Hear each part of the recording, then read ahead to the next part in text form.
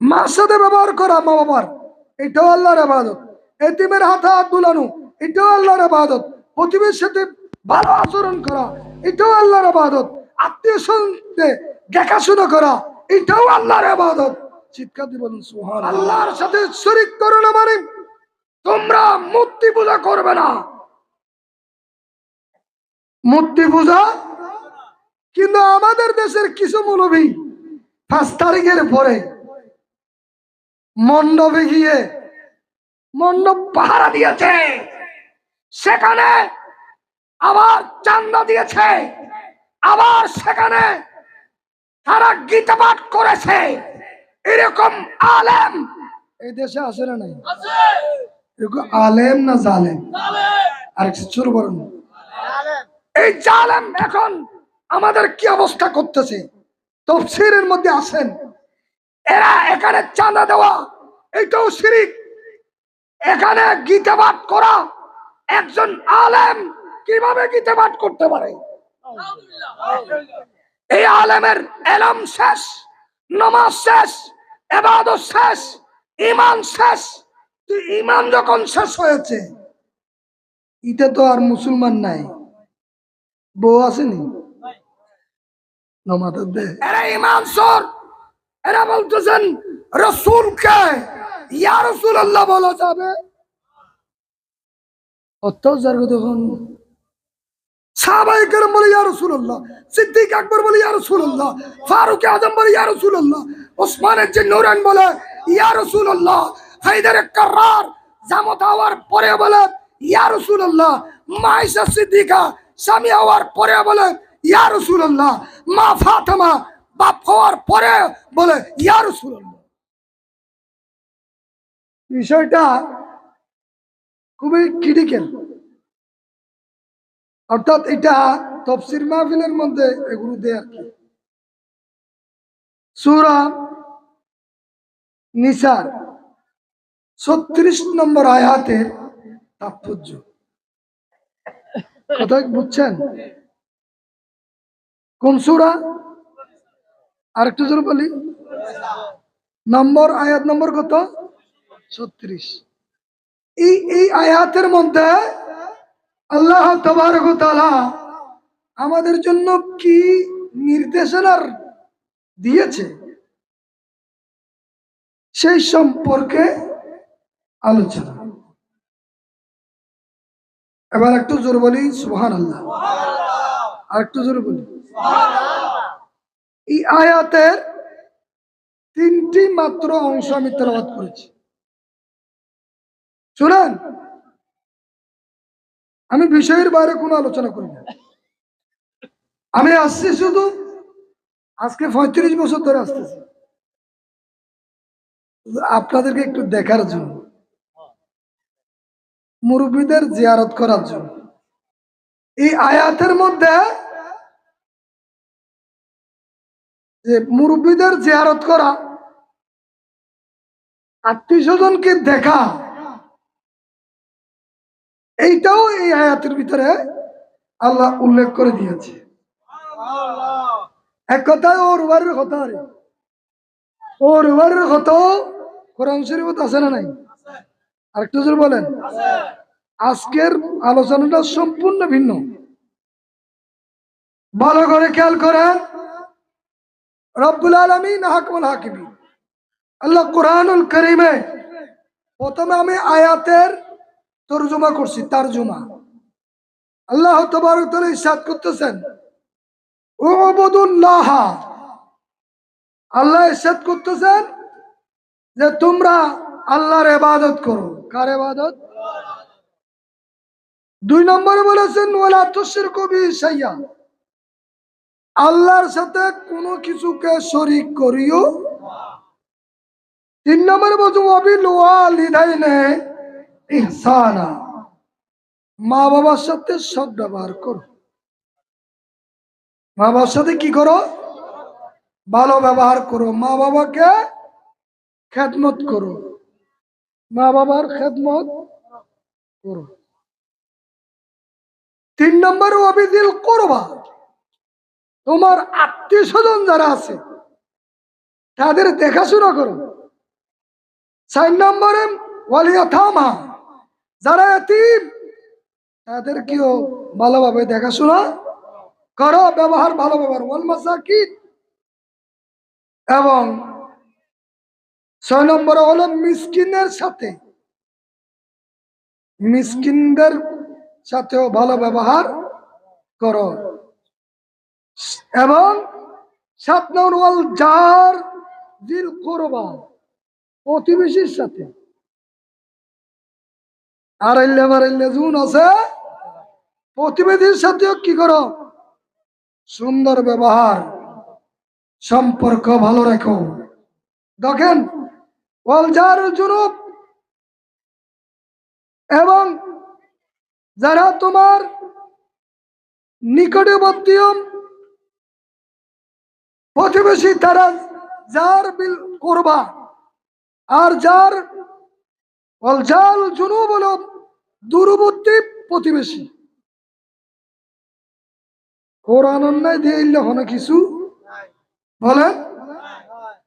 এবং 9 নম্বর ওয়াল সাহেবের জুনুব, তোমার যারা সাথীবর্গ, এখানেও তফসিরে অনেক আছে, স্ত্রীর কথাও আছে। এবং ওবারা সাবিল, 10 নম্বর তারা মুসাফির, তাদের সাথেও সুন্দর ব্যবহার, সম্পর্ক ভালো রাখো, সদাচরণ করো। এবং ওয়ামা মালাকাত আইমানুকুম, যারা তোমাদের গোলাম, তোমাদের চাকর, এদের সাথেও সুন্দর ব্যবহার করো। ইন্নাল্লাহ লা ইউহিব্বু, 12 নম্বরে আল্লাহ বলছেন, আল্লাহ তাদেরকে ভালোবাসেন না, কারা? মান কানা মুখতালান ফখুরা, যারা দাম্ভিক এবং অহংকারী, তাদেরকে আল্লাহ ভালোবাসেন। এতগুলো বিষয় আলোচনা করা কি সম্ভব? সম্ভব? আমাকে দিয়েছে যে এই বিষয়ের তাৎপর্য, এখানে আল্লাহর ইবাদতের কথা আছে, আছে না নাই?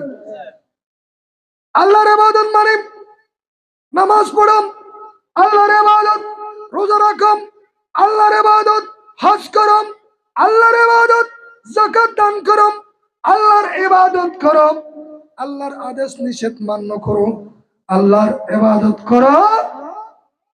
এসবগুলো আল্লাহর ইবাদত। আর যেগুলো বলছি, আর যেগুলো আছে 11টা, সবগুলো আল্লাহর ইবাদত।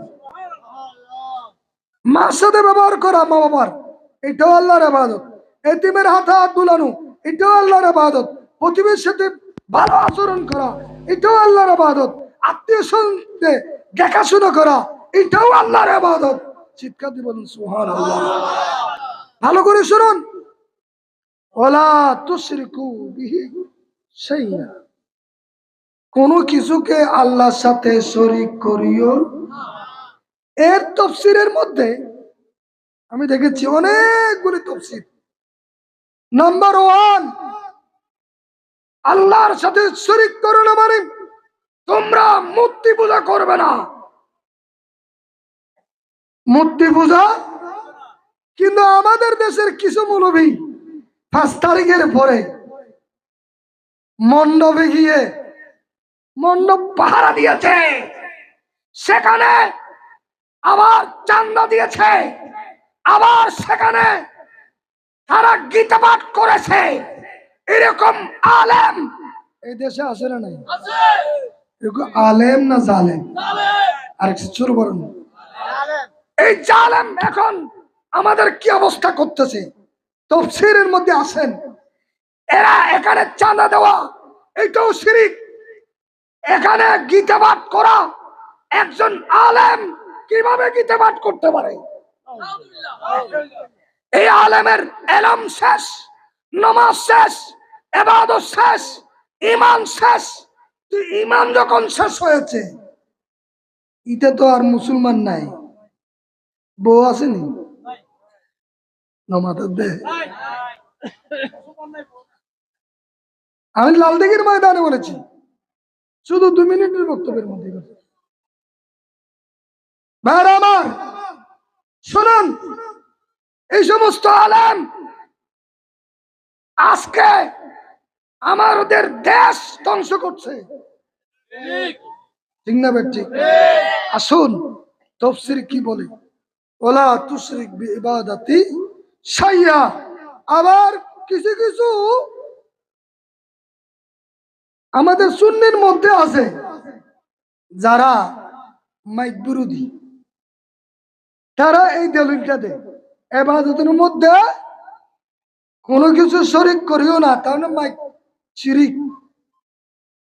মাইকের যদি দলিল দেখাতে পারেন তাহলে 50,000 টাকা পুরস্কার।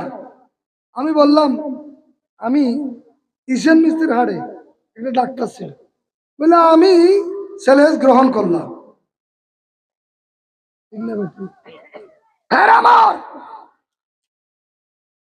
রব্বুল আলামিন 7 জন ফেরেশতাকে বড় বড় সৃষ্টি করেছেন, আজরাইল, জিবরিল, মিকাইল, আরেকটা কি আপনারা তো কথা না বললে ঘুম আসবে, ইসরাফিল। ইসরাফিলের কাজ কি?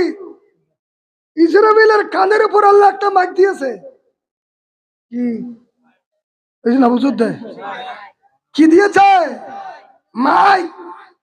কারণ আল্লাহ জানে পৃথিবীতে অনেক মানুষ হবে, সবাইকে যদি এখানে যদি এলান করতে হয় পৃথিবী ভাঙার জন্য, ওই সিঙ্গা এটার মাইক এটা দিয়েছে আল্লাহ।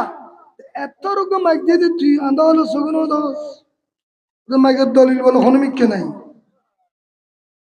জোর বলেন নাউজুবিল্লাহ। আল্লাহ হেদায়েত নসিব করুন। আর একটু জোর বলেন। এবার আছেন, তারপরে আল্লাহ কি বলতেছেন? ওয়াবিল ওয়ালিদাইনে ইহসানা। এটা হবে আমার মেইন কথা। মা বাবার সাথে সৎ ব্যবহার, এর নির্দেশ কার? ডর করে না হদ, এর নির্দেশ কার? কেউ যদি মনিবের কথা কোনো গোলামে যদি না শুনে তার গোলামি থাকবে? মনিবের কথা যদি কোনো চাকর না শুনে তার চাকরি থাকবে? যদি উপরস্থ কর্মকর্তার যদি কথা না শুনে, আর স্বয়ং লামকানের খোদা আল্লাহ তাবারক ওয়া তাআলা বলতেছেন ওয়াবিল ওয়ালিদাইনি, একটু একটু আমাকে একটু সহযোগিতা করেন, ওয়াবিল ওয়ালিদাইনি ইহসানা। জোর বলেন সুবহানাল্লাহ। এগুলো তাফসীর মাহফিলের বক্তব্য। মা বাবার সাথে আল্লাহ বলতেন ওয়ালা তাকুল্লাহুমা উফিন, যার বেলায় উপ শব্দ ব্যবহার করা যাবে এনে মনে জাল্লা যাইলে মনে হইলে করিতে না। উপ শব্দটা আপনার কষ্ট আসলে উপ বলেন, দুঃখ আসলে উপ বলতে পারবেন। উফ এটা আরবি শব্দ, ওয়ালা তাকুল্লাহুমা উফিন, উপ। কিন্তু মা বাবার সামনে যত বড় মুসিবত আসুক, মা বাবা আপনাকে যত কষ্ট দিক, মা বাবা আপনাকে বাপ না দিক, কষ্ট দিক, গালিগুলাজ করুক, মারধর করুক, এরপরেও লামকানের খোদার হুকুম হচ্ছে বান্দা কখনো জান গেলেও তুমি মা বাবার সাথে লা তাকুল্লাহুমা উফিন, উপ শব্দ বলতে পারবে। আর একটু জোর বলবেন না? এই শিক্ষা আমাদের গিয়ে বাড়িতে অ্যাপ্লাই করা, অ্যাপ্লাই বুঝছেন তো? এই শিক্ষা এখান থেকে গ্রহণ করে গিয়ে এটা বাড়িতে গিয়ে এটা যদি আমি আমল করি তাহলে আল্লাহ খুশি হবে কি হবে না? জোরে বলেন হবে কি হবে না? আল্লাহ যদি খুশি হয়ে যায় আর কে দরকার আছে না? চেয়ারম্যানের দরকার, ফয়সালের দরকার। বলেন আল্লাহকে খুশি করতে হলে রব্বুল আলামিন জোর নবী করিম রউফুর রহিম সাল্লাল্লাহু তাআলা আলাইহি সাল্লাম ইরশাদ করতেছেন রিদাউল ওয়ালিদাইন, রিদাউল্লাহ ফিরিদাইল ওয়ালিদাইন, মা বাবাকে খুশি করলে আল্লাহ অটোমেটিক খুশি হয়ে যাবে। এ ওয়াজ দরকার আছে না নাই? আর একটু জোরে বলেন। অনেক ছেলে মেয়েরা মা বাবাকে বাদ দিয়েছেন, মা বাবার সাথে জুদে খাচ্ছে, আছে না নাই? বলেন না, জুদে হাতে আছে না নাই? তো তুই তুই ফুয়ারে মা কোনোদিন জুদে রাখছে? যতদিন আপনি কথা শুনেন, যতদিন আপনি খেতে পারতেন না, হাঁটতে পারতেন না, কথা বলতে পারতেন না, পড়তে পারতেন না, আপনি কোনো কিছু জানতেন না, সবগুলো শিখিয়েছেন প্রাইমারি স্কুল হচ্ছে সে মায়ের কুল। প্রথমে কথা শিখিয়ে কে? বলেন না ভাইরা আমার। আমার রাসূল ইরশাদ করতেছেন, হাদিস শরীফের মধ্যে রয়েছে, একজন সাহাবী বলছেন, ইয়া রাসূলুল্লাহ, ইয়া রাসূলুল্লাহ, মান আহাক্কু বিহুসনি সাহাবাতি, ইয়া রাসূলুল্লাহ, আমার খেদমতের সবচাইতে খেদমতের অধিকার কে? আল্লাহ রাসূল বললেন, উম্মুকা, তোমার মা। তোমার তোমার মা। আবার বললেন, ইয়া রাসূলুল্লাহ, রাসূলকে কি বলতেছেন? বলেনটা কি? ইয়া রাসূলুল্লাহ, মান আহাক্কু বিহুসনি সাহাবাতি, মিসকাত শরীফের হাদিস। আমার অধিক খেদমতের অধিকারী কে? আমার রাসূল বলছেন, উম্মুকা। তৃতীয়বারে বলল, তা বলে উম্মুকা, তোমার মা। তোমার। আবার বলল, ইয়া রাসূলুল্লাহ, মান আহাক্কু বিহুসনি সাহাবাতি, হুজুর, আমার খেদমতের অধিকারী সবচেয়ে বেশি কে? বলল, আবুকা, তোমার বাবা। তোমার। বলেন, তোমার বাবার কথা কয়বার বলছে? মার কথা কয়বার? মা যে কষ্ট সহ্য করেছে, আপনি এই কষ্ট কেউ দুনিয়াতে সহ্য করবে না। 10 মাস 10 দিন মা খেতে পারে নাই, তারপরেও কষ্ট করেছেন, ছেলেকে লালন পালন করেছে, নিজে না খেয়ে খাওয়াইছেন, না ভরে ভরিয়েছেন, শান্তি না পেয়ে সন্তানকে শান্তি দিয়েছে। জোর বলি সুবহানাল্লাহ। ঠিক না বেটি? অনাথ তো বড় একটা বালান আর ফাল্লা। এগুলো তাফসীরের কথা বলছি। ইয়া রাসূলুল্লাহ, সাহাবীকে বলে, ইয়া রাসূলুল্লাহ, এখন এখান থেকে একটা তাফসীর বলি। আমাদের দেশে আমার একটা মৌলবী বাইরে হয়েছে, বলে, ইয়া রাসূলুল্লাহ, এটা ফালতু স্লোগান। ঠিক না বেটি? ইতার চিনানো দরকার আছে না নাই? শূন্য চিনি তো 14 চুরি হইবি। চোর যদি না ছিলেন, আপনার ঘর প্রতিদিন চুরি হবে। চোরকে যদি চিনে যদি ধরতে পারেন, তাহলে চুরি বন্ধ। এরা ইমান চোর, এরা বলতেছেন রাসূলকে ইয়া রাসূলুল্লাহ বলা যাবে? অত্যাচার দেখুন। সাহাবায়ে কেরাম বলে, ইয়া রাসূলুল্লাহ, সিদ্দিক আকবর বলে, ইয়া রাসূলুল্লাহ, ফারুক আযম বলে, ইয়া রাসূলুল্লাহ, ওসমান ইবনে নূরান বলে, ইয়া রাসূলুল্লাহ, হায়দার কাররার জামাত হওয়ার পরে বলে, ইয়া রাসূলুল্লাহ, মা আয়েশা সিদ্দিকা স্বামী হওয়ার পরে বলে, ইয়া রাসূলুল্লাহ, মা ফাতেমা বাপ হওয়ার পরে বলে, ইয়া রাসূলুল্লাহ। আল্লাহু আকবার।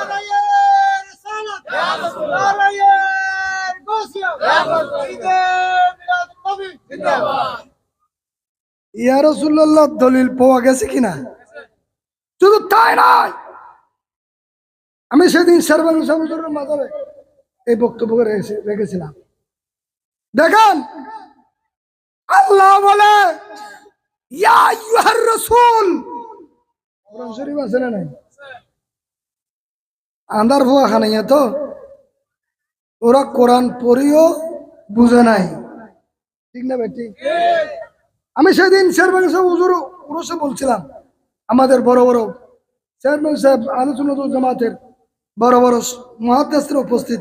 আমি বলেছিলাম সেই মদিনায় পাকে যেখানে বাবু সালাম দিয়ে হাজিরা সালাম করতে করতে যায়, আমার রসুলের রওজার সামনে যখন যায় তখন এখানে লেখা আছে আসসালাতু ওয়াসসালামু আলাইকা ইয়া রাসূলুল্লাহ।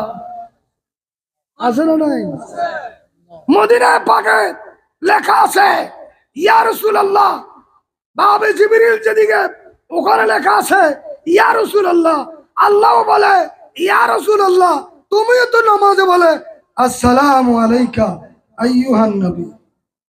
ঠিক না বেটি? এরা নাকি কোনো জায়গায় পাই নাই।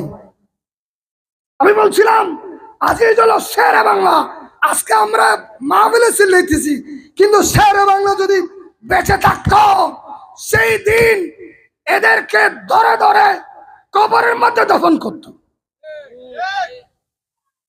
আবুল আলা মওদুদী যখন লালদিঘির ময়দানে আসছে তখন শেরে বাংলা আজিজুল হক শেরে বাংলা রহমতুল্লাহ আলাই নিজেই সেই আবুল আলা মওদুদীর মাহফিলে লালদিঘির ময়দানে নিজে একা সফির রহমান হাশমি রহমতুল্লাহ আলাই হুজুরের সাথে থাকতেন।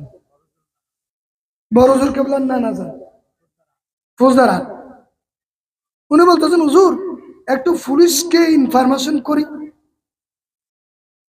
শেরে বাংলা এটা তো শের। এই কথা শুনে বলে সফির রহমান তুমি কি বলতেছো? শোনো, পুলিশ থেকে কেন আমি পুলিশ থেকে ইনফরমেশন নেব? আমি তো ইনফরমেশন নিয়ে আসছি মদিনাওয়ালার কাছ থেকে।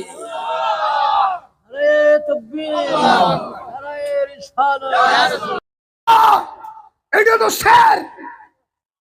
এই কথা শুনে বলে সফির রহমান তুমি কি বলতেছো? শোনো, পুলিশ থেকে কেন আমি পুলিশ থেকে ইনফরমেশন নেব? আমি তো ইনফরমেশন নিয়ে আসছি মদিনাওয়ালার কাছ থেকে।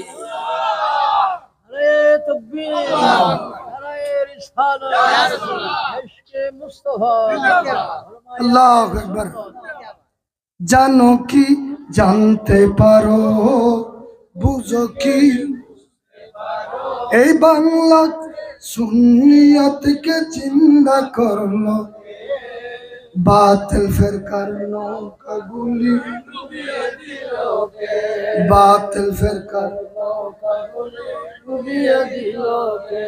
এসব কিছু আজিজ আলক শেরে বাংলার শান, এসব কিছু আজিজুল শেরে বাংলার শান, যার নামেতে বাঁচিয়ে আসি সুন্নি মুসলমান। জানো কি জানতে পারো, এই বাংলাতে সুন্নিয়তকে জিন্দা করলো সরকার নৌকাগুলি, এসব কিছু আজিজুল শেরে বাংলার। চিৎকার দিয়ে বলুন সুবহানাল্লাহ। আর একটু জোরে বলি সুবহানাল্লাহ। একজন মাকে নিয়ে, কাকে নিয়ে 7 বার হজ করেছে। হজ করার পরে যখন তওয়াফ করতেছিলাম, তওয়াফ করতে করতে করতে করতে 7 তওয়াফ যখন শেষ হয়ে গেছে, এরপরে নিজাম রহমত আল্লাহর ঘরের দরজায় গিয়ে বলতেছেন, ওগো আল্লাহ, আমার মাকে আমি কাঁধের উপর করে, কিসের উপর? কাঁধের উপর করে 7 বার হজ করেছি। ইয়া রব্বুল আলামিন, আমি কি আমার মায়ের সেই দুধের ঋণ শোধ করতে পারছি? দুধের ঋণ কি শোধ করতে পারছি? খানায় কাবাব থেকে আওয়াজ আসতেছে, বান্দা তুমি এক রাত্রিবেলায় প্রস্রাব করে যখন তোমার মায়ের কাপড় তুমি যখন ভিজিয়ে দিয়েছিলে, সেই রাতের এক রাতের হক আদায় করতে পারো? জোরে বলবেন না সুবহানাল্লাহ। আমরা একটি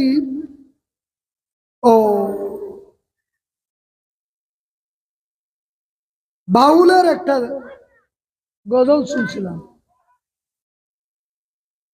মায়ের একটার দুধের দাম কাটিলে গায়ের সাম, মায়ের একটার দুধের দাম কাটিলে গায়ের সাম, পাপুষ বানাইলো ঋণের সুদ হবে না। এমন দরদি ভাবে, এমন দরদি ভাবে কেউ হবে না মা গো।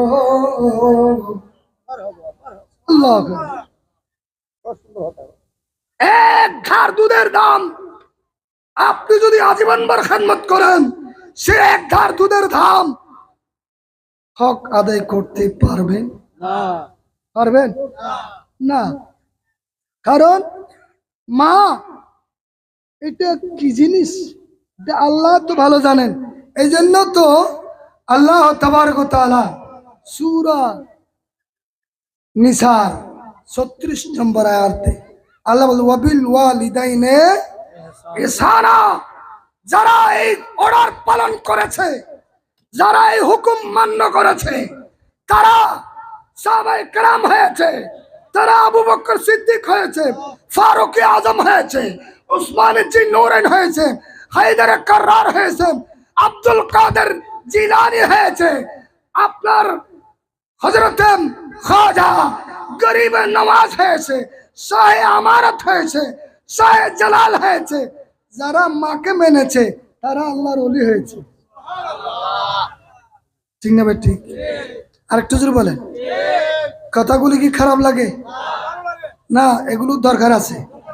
দরকার আছে না নাই? মার খেদমত করলে এদিকে তাকান, আপনার রিয়াজত করে ওই পাহাড়ের মধ্যে গুহায় গিয়ে সেখানে রিয়াজত 12 বছর 14 বছর রিয়াজত করে ওলিতে হতে হয় না। আর বাইজিদ বুস্তামি আপনারা নাম শুনেছেন, ঠিক না ভাই? ঠিক। বাইজিদ বুস্তামির নাম শুনছেন তো? মা বলছে বাবা একটু পানি খাবো। কি বলছে?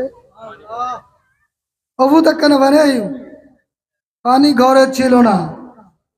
পানি ঘরে তখন তো আর এরকম টিউবওয়েলও ছিল না, এরকম মিনারেল ওয়াটার খাও না আসিল ছিল না। আপনার পানির ঝাড় ছিল না, ছিল না বলতে বলতে আপনার কোন আস্তারা পানি ছিল না। ওই কলসির মধ্যে পানি থাকতো ঠেললে ঠেললে, ঠিক না? ঠেললে বয়া দিয়ে কি হয়? ফসছে ফসছে হতে তো গুললো মুসলমান কি এনে কি হয়? টকটাক কান্দি নবয় তো আগে পানির কুয়ার বা আর বাসকালে তো কুম্বলা হয়। কুম্বলা কি পানির কুম্বলাই কলসে ছিল, পানি নাই। বাইজিদ বুস্তামি দূর থেকে মায়ের জন্য পানি আনতে গেলেন। পানি নিয়ে আস্তে আস্তে মায়ের চোখে তন্দ্রা চলে আসলো, মা ঘুমিয়ে গেলেন। জোরে বলি সুবহানাল্লাহ। মাকে আর ঘুম থেকে ডাকে না, কারণ কেঁচা ঘুম ডাকিলে মানুষ গোস্ব হয়ে যায়। না, কেঁচা ঘুম থেকে ডাকলে, কাঁচা ঘুম থেকে ডাকলে মানুষ কি হয়? রাগ করে।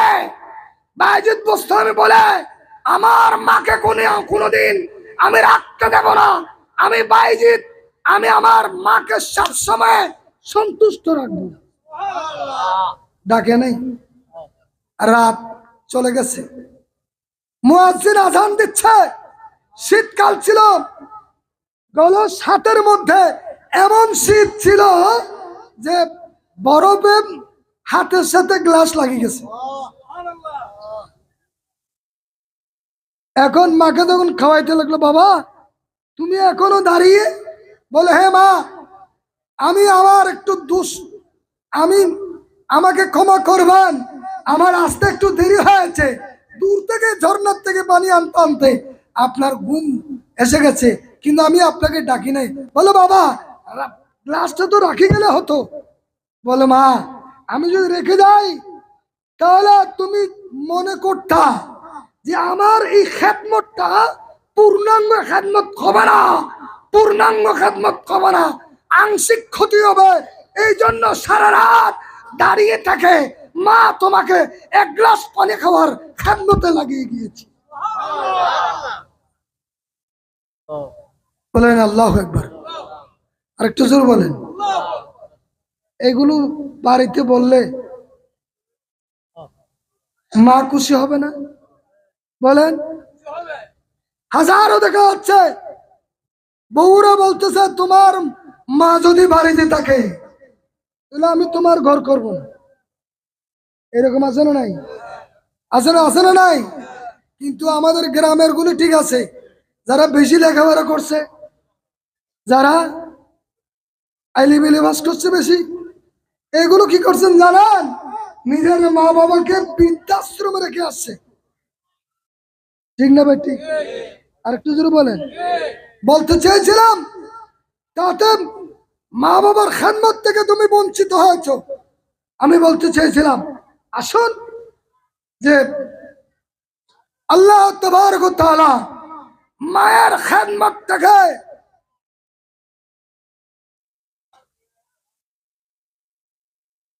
আপনার বাজিদ বুস্তামি রহমতুল্লাহ আলাই আল্লাহর কাছে দোয়া করলেন, ওগো আল্লাহ তুমি আমার বাজিদকে কবুল করো। সে মা দোয়ার গ্যারান্টি আছে না নাই? আর একটু জোরে বলেন। আমার দোয়ার গ্যারান্টি নাই, মক্কার ইমামের দোয়ার গ্যারান্টি নাই, হাফেজ সাহেবের দোয়ার গ্যারান্টি নাই, আপনার ইমাম সাহেবের দোয়ার গ্যারান্টি নাই, আপনার কারো দোয়ার কিন্তু আল্লাহর দরবারে গ্যারান্টি বেলা হেজাব আল্লাহ কবুল করবে। আর একটু জোরে বলবেন না? এগুলো হলো নর্মাল ওয়াজ। এগুলো এই জন্য আপনাদের ঘুম আসতেছে মনে হয় নাকি? কি ঘুম আসতেছে? আসুন 2 নাম্বার, এখন তো আপনাদের রাস্তা ভালো হয়েছে। হ্যাঁ আগে চলিন নোয়াছেন और बुरु सर के बिया करा तक मैं बगे बुरु सा रास्ता बागानो আছে, সান্দের গাড়ি আছে না নাই? সান্দের গাড়ি জিপ গাড়ি রে, সান্দের গাড়ি হয় ধরনে। এখন বাইর বিয়ে জন ঘরের মাইয়ে ভয় ফুয়া খুলুল লই লেদা ফুয়া বাইর বিয়ে যার খড়ে বুরুন সারা মুসলিম ইন্দি রাস্তায় বেশি বাঙানো আছিল না এক সময়। খবর পাই দি এখন আচ্ছা এদিন সারে দিয়েন ফিন্দি ইয়েন কি কম দামি না বেশ দামি? আরেকটু জোরে বলেন।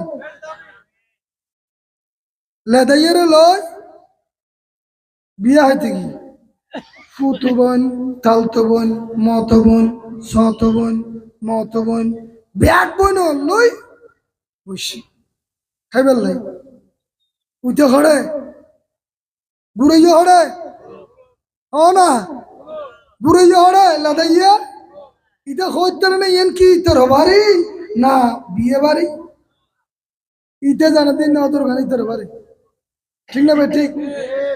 লফর 2-1 গ্লাস খাই খাওয়ানোর পরে লাদাইয়া ইটা ওই প্রতিদিন জেলা করে বরদ করে দি যাতে বরদ আওয়াজ নি ওরে আর বোন জুন আসুন ব্যাগ বলে কি গেছি না কথা দিয়ে না না দেয় ওই জন্য আমাদের দেয় না কথা দেখি হাত ফেলে ফিলিপটা লই লই উড়ে উড়ে যার গই হ্যাঁ ফোয়ার মারা কোনো ওই আরে বিয়ে তো এবার লাই ঠিক না বেটি মা এখনো প্রতি উত্তর করছে না হ না মুসলমান সন্তানের মায়া মায়ের মধ্যে এত ছিল ওই সন্তানকে নিয়ে সে সে কি করলো প্লেটের উপর প্লেট দিয়ে ভাতগুলি দেখে রাখলেন তারপরে গেলেন ছেলেকে নিয়ে পুকুরের ঘাটে ইয়া না বা তোর একটা ফাঁকা ঘাট এত ফাঁকা ঘাট আছে নিয়ে ও না এই 3 বছর আগে আব্দু সমস্যার মাজার রে আমি ওয়াজ করতেন গিয়ে বাজি গাছ দেয় দি নারকেল গাছের গাছ হারিয়ে দি আমিও শরৎ করে ফরি গে অভ্যাস নাই এখন আরো সর গই গে গ্রাম্য বলি কি তো এখন ঘটনা কি সব মা ছেলেকে নিয়ে ভালোভাবে পানি দিয়ে পরিষ্কার করালেন ভালো করে ফসাই দিই ফসাই দেওয়ানোর পরে এটা কি তৈল হওয়ার নিয়ে নেবা তৈল হওয়ার দিয়ে নিয়ে তো হাজারা করে দিই মার 10,000 টিকে সারি ই ফোয়ার পিছু দিয়ে কি করছি ভালোভাবে মশাই দেওয়ানোর পরে তারপরে ছেলের উপর তো রাগে নাই আরো কি করছে 2টা গালের মধ্যে 2টা চুন দিয়েছে এইটাই মা এই জন্যই তো আমার রসুল 3বারে বলেছেন উম্মুকা উম্মুকা উম্মুকা সব চাইতে তোমার খেদমতের অধিকার তোমার মা মা কেন এত দামি মা কেন এত দামি জানতো যদি পড়তো দেখে জানতো যদি পড়তো দেখে একটি গজের সব মিলে একটি গজের সব মিলে মাকে একবার দেখিলে দেখিলে মা কেন এত দামি